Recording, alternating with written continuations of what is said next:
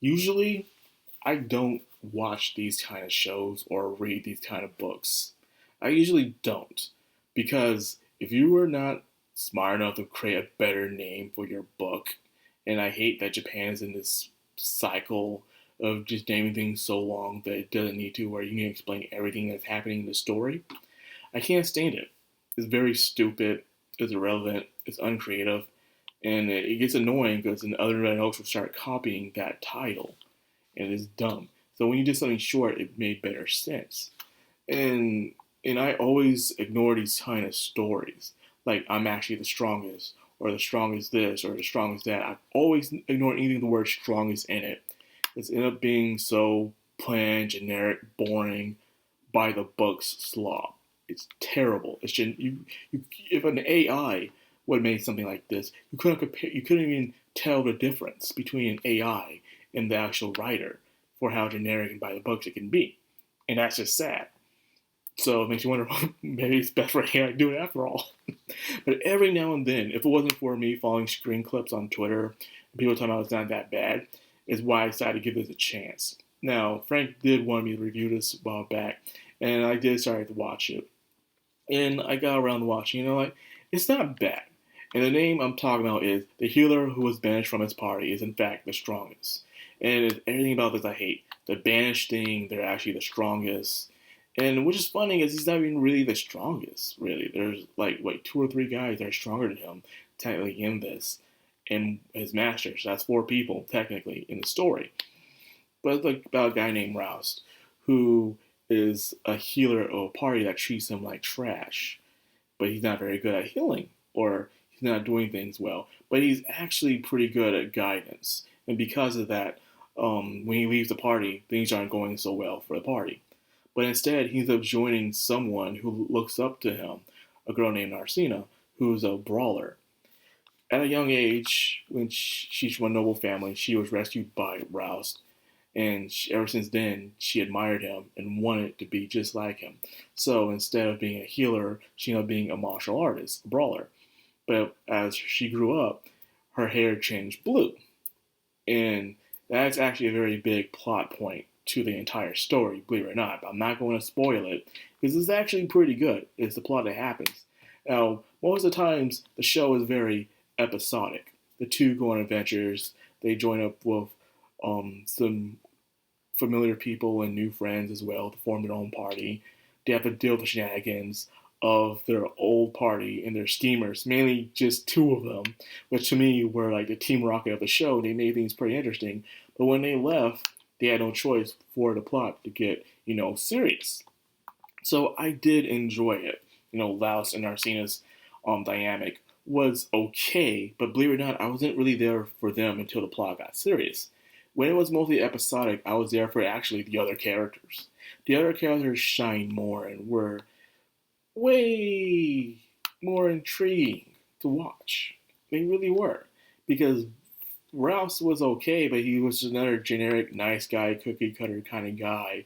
And it turns out he was super strong. He became a healer just like for becoming a healer. There's a reason why, but I still think it's pretty dumb. And Narcina wanted to be his partner in a way, but keeps calling him Big Brother and stuff. What's up with girls in anime that had a crush on someone and keeps calling them Big Brother? Like, that's gonna cause a very big distance between you and him. Like, you'll get closer, but he'll see you as a little sister in the end of the day because you keep calling him Big Brother. So if you just call him a nickname or call him by his last name or something instead of calling him Big Brother, it makes no freaking sense. Like, you want to get closer to the guy romantically, but so that's why there's so many blockades and stuff. But I remember I was talking about stuff like this with a friend of mine at work, and he says he can't stand this kind of genre too, where the guy who's actually for some reason very capable, for some no reason gets kicked off of his party, but he's actually extremely good to close to OP, and is like, what's the freaking point of this show? Like, it was so dumb. I get this show that sometimes people who are very capable and reliable will sometimes have envy or jealousy or are in the way of other people, so they'll do what they can to get rid of them. And when they do get rid of them, things fall apart because they wanted their position so badly of power. It turns out they were not ready or meant for it. They thought it was easy as it looks, but it wasn't. It kind of reminded me of a movie that my mom made me watch called what hair shop or something, hair shop or something. It was Queen Latifah, and she wanted to open up she left her old job at a hair shop to open up her own one. And when she left, the entire place fell down and it was terrible. And she was opening up her place, and she's really good at it. And that kind of story is pretty much what I'm trying to compare it to. When you have a capable member in your party, they're very good, but you underappreciate them or you're jealous of them and you just want to get rid of them. That's the one that makes the most sense. Get rid of them because you think their inconvenience is kind of dumb unless they're not using their full skill, which Rouse wasn't doing. He wasn't doing what he was really good at, which is combat. But for some reason, he kept trying to do healing, but Rouse was actually pretty good at it himself. So when he left, they can tell that him leaving was not a good idea. And it's just, I can't stand the plot. It's dumb.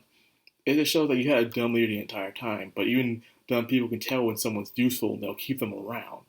The only time they want to keep them around is unless there's jealousy or they're stealing the spotlight or they're being threatened to. So that's why I didn't like that part of it, him just being banished from it. I feel like someone just wanted to make this plot just for sake of making the plot.